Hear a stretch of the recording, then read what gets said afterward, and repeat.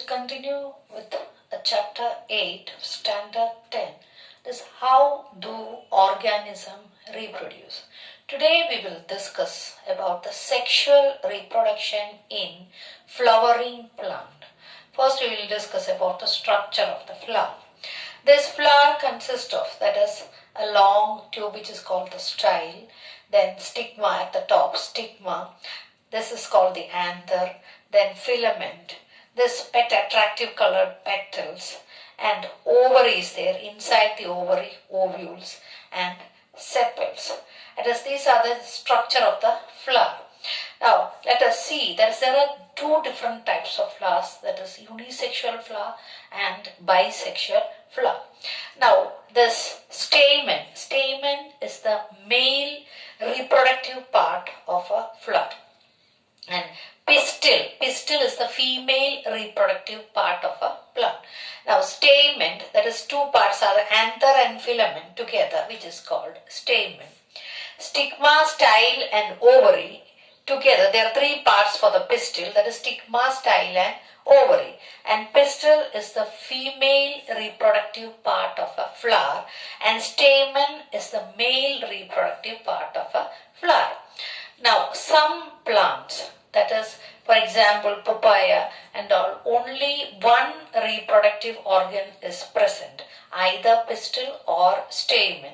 That is called unisexual flower. That flower is called the unisexual flower. Now, in case, for example, hibiscus consists of both stamen and pistil. So, both reproductive organ, if it is present in a flower, which is called, that is, bisexual flower. Now you can see over here, it has three parts, that is down part, the bottom part, that is little bulge part, which is called ovary, and inside this ovary, ovule is present, and the middle part, that slender long type, which is called style, and at the tip you can see stigma.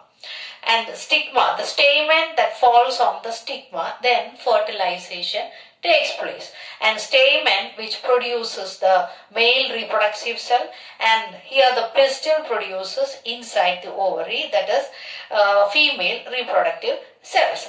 Now let us see how this fertilization takes place.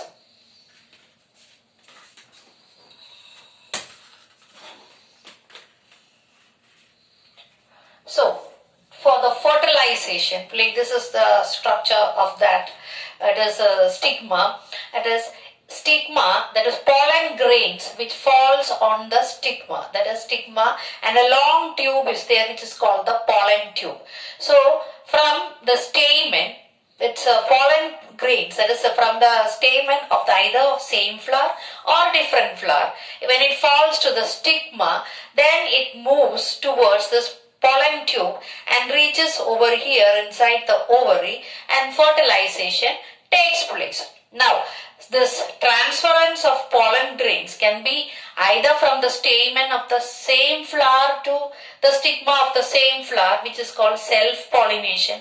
Sometimes the pollen grains can be transferred from another flower to this flower by means of water or wind or insects. With the help of that transfer of pollen grains from another flower to another flower, that is called cross-pollination. Either self-pollination or cross-pollination can take place, but stamen should fall on the stigma. When it reaches to the stigma, the pollen grains that moves through, that is the male germ cell which is present in the stamen, moves towards this pollen tube and reaches here in the ovary, and inside the ovary, ovule is present. Here the fertilization takes place with this male germ cell and female germ cell fused together, and fertilization takes place, and zygote is formed, and zygote gets divided into many times, and then this embryo is formed. Now the embryo that will be covered with a thick coating and converted into seed, and ovary will be developed into fruit, that is ovule gets developed into seed, and ovary will be developed into a fruit. That is how that after the fertilization takes place. Now, this seed, that is during favorable condition, it can produces seedlings and can germ and form a new plant, and that process which is called germination.